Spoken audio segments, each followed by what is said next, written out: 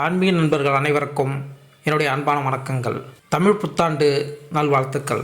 தமிழ் புத்தாண்டு ராசி பலன் 2024. இந்த ஆண்டு துவக்கத்தில் விருச்சிக லக்னம் என்பதால் கடல் சார்ந்த பகுதிகளில் நல்ல மழை பொழியும்.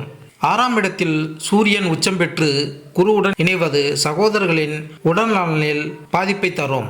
பூர்வ புண்ணிய ஸ்தானத்தில் புதனுடன் சுக்கிரன் இணைவது உயர்கல்வியில் சில மாற்றங்கள் உண்டாகும்.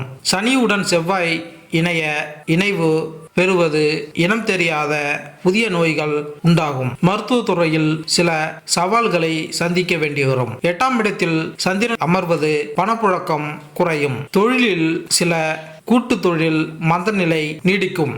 லாபஸ்தானத்தில் கேது அமர்வது வெளிநாட்டு இறக்குமதியும் ஏற்றுமதியும் அதிகரிக்கும். அந்நிய செலவணிகள் அதிகரிக்க திட்டம் வகுக்கப்படும். மழை இந்த ஆண்டு தமிழகத்தை காட்டிலும் வெளி மாநிலங்களில் வெள்ளம் பெருகும். நீர்நிலங்களில் வீடு கட்டி இருப்பவர்களுக்கு சரியான பாதிப்பை தரும். மீன்வளம் நன்கு இருக்கும். விவசாயம் மழை பொய்த்தும் கெடும். அதிக மழை பொய்த்தும் கெடும். இந்த ஆண்டு அதிக உஷ்ணமும் கடும் குளிரும் இருக்கும். ரியல் எஸ்டேட் தொழில் மந்தமான சூழ்நிலை உண்டாகும். உணவு பதப்படுத்தும் நிறுவனங்கள் திடீர் கட்டுப்பாடுகளால் தன் பொருட்களை விற்பனை செய்ய முடியாமல் போகும். தொழில் ஸ்தானங்களில் ஆண் பெண் இருபாலருக்கும் வேலைவாய்ப்பு அமையும். காதல் திருமணம் அதிகரிக்கும். தமிழ் புத்தாண்டுகளில் 38வதாக வரக்கூடிய குரோதி தமிழ் வருடம் சற்று கலக்கத்தை தரக்கூடியதாக அமைகிறது. இந்த வருடத்தில் நடக்கும் கிரக பயிற்சிகள் கிரக செயற்கைகள் சில ராசிகளுக்கு வேலை தொழில் முன்னேற்றமும் பணவரவும் கிடைக்கும். குரோதி தமிழ் வருடத்தில் குரோதி என்றால் பகை கெடு என்று பொருள். ஏப்ரல் 14ஆம் தேதி தொடங்குகிறது. இந்த குரோதி ஆண்டில் மழை சொற்பமாக அதாவது குறைவாக பொய்யும் என்பதால் விளைச்சல் மிகவும் குறைவாக இருக்கும் என்பதால் மக்கள் கடவுள் மீது இருக்கக்கூடிய நம்பிக்கை குறைய அதிக வாய்ப்பு உள்ளது. குரோதி ஆண்டு கிரக நிலை: மேச ராசியில் சூரியன் குரு, மிதுனத்தில் சந்திரன், கன்னியில் கேது, கும்பத்தில் சனி செவ்வாய், மீனத்தில் ராகு புதன் சுக்கிரன் என நவகிரகங்கள் சஞ்சரிக்கின்றனர். இந்த ஏப்ரல் 14ஆம் தேதி சித்திரை 1ஆம் தேதி ஞாயிற்றுக்கிழமை மிதுன ராசியில் பிறக்கிறது. 12 ராசிகளுக்கான பலன்களை இங்கு பார்ப்போம். சிம்ம ராசி. சிம்ம ராசிக்காரர்களுக்கு இந்த வருடம் அமைதியாக இருக்க வேண்டிய வருடமாக இருக்கிறது. அலுவலகத்தில் ஒருபோதும் அவசரம் அலட்சியமாக இருக்கக்கூடாது. மேலதிகாரியிடம் பேசும்போது வீண் கர்வத்தை தவிர்த்துக் கொள்வது நல்லது. அனுபவம் மிக்கவர்களின் ஆலோசனை கேட்டு செயல்படுங்கள். அசையா பொருள் சேர்க்கை ஏற்படும். கடன் தரும்போது பெறும்போதும் கவனம் தேவை. தொழிலில் வளர்ச்சி அதிகரிக்கும். வங்கி கடன்கள் தேவையின்றி வாங்குவதை தவிருங்கள். சஞ்சலமும் சபலமும் எட்டி பார்க்காமல் கவனமாக இருங்கள். பயணம் செய்யும் போது பொருட்களை கவனமாக வைத்துக் கொள்ள வேண்டும். ஆரோக்கியத்தில் மூட்டுகள், நரம்புகள், பற்கள், கழுத்து, ஒற்றை தலைவலி, மன அழுத்த உபாதைகள் வரலாம். இந்த ஆண்டு உங்களின் ராசிநாதன் உச்சம் பெற்றிருப்பதும் குரு பார்வை பெறும்போதும் உங்களுக்கு நற்பலன்களையும் ஏற்றமும் தரும். வருமானம் அதிகரிக்கும். அதே போல நட்சத்திர அந்தரத்தில் விரயமும் அதிகரிக்கும் என்பதால் அனாவசியமான செலவுகளை குறைத்துக் கொள்வது நல்லது. அரசியல் போட்டிகளில் வெற்றி காண்பீர்கள். சிலருக்கு முக்கிய பொறுப்புகள் தானே வந்து சேரும். எதை செய்தாலும் அதற்கு தகுந்தபடி நீங்கள் உங்களை மாற்றிக்கொண்டு செயல்பட்டு நற்பலன்களை பெறுவீர்கள். கலைத்துறையினர் அறிமுக வளர்ச்சி பெற்று அதன் மூலம் எல்லோர் மனதிலும் இடம் பிடித்து விடுவீர்கள். குடும்பத்தில் மகிழ்ச்சிகள் நிறைந்திருக்கும். எதிலும் தேவையற்ற சில விடயங்களில் கவனமாக இருக்கவும். குறிப்பாக பெண்கள் விஷயத்தில் அணுகுமுறையில் எச்சரிக்கையாக இருப்பது மிகவும் நல்லது. பணிபுரியும் இடத்தில் உங்களின் சேவை பாராட்டப்படும். குறிப்பிட்ட வேலைகளில் கவனம் செலுத்தி அதன் மூலம் வருமானம் பெறும் வாய்ப்புகள் அமையும். பொருட்கள் சேர்க்கை அதிகரிக்கும். வசதிகளையும் பெருக்கிக் கொள்வீர்கள். அதிகாரத்தில் உள்ளவர்களுக்கு பொறுப்பு அதிகரிக்கும். சிலருக்கு வெளிநாடுகளுக்கு சென்று வரும் வாய்ப்புகள் அடிக்கடி அமையும்.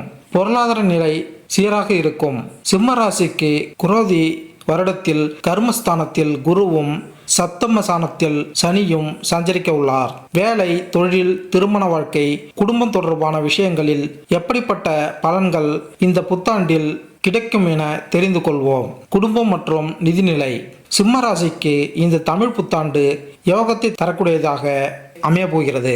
நீண்ட நாட்களாக இருந்து வந்த தடைகள், பிரச்சனைகள் விலகி அதி அற்புதமான காலமாக அமையும். கடன் கிடைக்க வாய்ப்புள்ளது. நீங்கள் நினைத்த வகையில் பண தேவை பூர்த்தியாகும். குடும்ப உறுப்பினர்கள், நண்பர்கள், உறவினர்கள் உங்களுக்கு உதவி செய்யவும் ஆதரவாகவும் இருப்பார்கள். தொழில் மற்றும் வேலை. தொழிலில் இருக்கும் பிரச்சனைகள், கஷ்டங்கள் சந்திக்க நேரிடும். வேலை தொடர்பான விஷயத்தில் அதிக அலைச்சலை சந்திக்க வாய்ப்புள்ளது. வேலையில் போட்டி, பொறாமை, மன கசப்பு ஏற்படும். புதிதாக தொழிலை தொடங்க இந்த ஆண்டு சரியான நேரமாக இருக்காது. அதேபோல் உடல்நிலையில் கொஞ்சம் கவனம் செலுத்துவது நல்லது. உங்கள் பேச்சு செயலில் நிதானத்தையும் கவனத்தையும் செலுத்தவும். கலைத்துறையை சேர்ந்தவர்களுக்கு மிக நல்ல காலகட்டமாக இந்த தமிழ் புத்தாண்டு அமைய போகிறது. உங்களுக்கு எதிர்பார்த்த வாய்ப்புகள் தேடி வரும். அதன் மூலம் உங்களுக்கு பெயர், புகழ், செல்வாக்கு அதிகரிக்கும். நல்ல வெற்றியை பெறக்கூடிய சூழல் இருக்கும். அரசியலில் இருப்பவர்களுக்கு இந்த குரோதி வருடம் நல்ல காலகட்டம். உங்களின் வாக்குவன்மை அதிகரிக்கும். உங்களின் பேச்சாற்றல் மூலம் மக்களை எளிதாக கவர்ந்து நல்ல நிதியை அடைவதற்கான ஒரு சிறப்பான காலகட்டமாக இருக்கும். மாணவர்களுக்கு நல்ல யோகமான ஆண்டாக இந்த குரோதி தமிழ் வருடம் அமைய போகிறது. படிப்பில் நல்ல முன்னேற்றமும், வெளியூர் வெளிநாடு சென்று படிப்பதற்கான முயற்சிகள் வெற்றி பெறும். படிப்பில் மாணவர்களின் செயல்பாடு சிறப்பாக இருக்கும். பெண்களுக்கு தாய்வழி மூலமாக அல்லது தங்களது சொந்த முயற்சியில் வீடு, மனை என சொத்துக்கள் வாங்கும் முயற்சிகளில் வெற்றி கிடைப்பதற்கான நல்ல வாய்ப்புகள் அமையும். நட்சத்திர பலன். மக நட்சத்திரம். உங்களுக்கு பெரிய அளவில் எந்த ஒரு கெடு பலனும் இல்லாமல் அதி அற்புதமான பலன்கள் கிடைக்கக்கூடிய ஆண்டாக இந்த தமிழ் புத்தாண்டு அமைய போகிறது. பூரம் நட்சத்திரத்திற்கு பண வரவுகள், பண புழக்கங்கள், பொன், பொருள், ஆடை, ஆபரண சேர்க்கை, வீடு, மனை, வாகன சேர்க்கை என பல விதத்தில் உங்களுக்கு சாதக பலன்கள் கிடைக்கும். உத்திரம் நட்சத்திரம் 1ஆம் பாதம். உத்திரம் நட்சத்திரத்திற்கு பெரிய பாதிப்புகள் இல்லை என்று சொன்னாலும் உங்களின் பேச்சில் கொஞ்சம் கவனமாக இருக்க வேண்டும். மேலும் உங்கள் வாழ்க்கை துணையிடம், நண்பர்களிடம் கொஞ்சம் விட்டு கொடுத்து செல்வது அல்லது வாழ்க்கை சீராக செல்லவும் உதவும். பரிகாரம். சென்னையில் உள்ள திருவல்லீஸ்வரர் கோயில் சென்று வழிபாடு செய்து வர வேண்டும். தேய்பிறை அஷ்டமி அன்று பைரவர் வழிபாடு செய்யவும். சனிக்கிழமைகளில் ஆஞ்சநேயர் வழிபாடு செய்து வெற்றிலை மாலை சாற்றி வெண்ணெய் வைத்து வேண்டிக்கொள்ள சகல காரியமும் வெற்றியை தரும். மேலும் இந்த வீடியோ உங்களுக்கு பிடித்திருந்தால் லைக் பண்ணுங்க, கமெண்ட் பண்ணுங்க, மறக்காம சப்ஸ்கிரைப் பண்ணுங்க. நன்றி, வணக்கம்.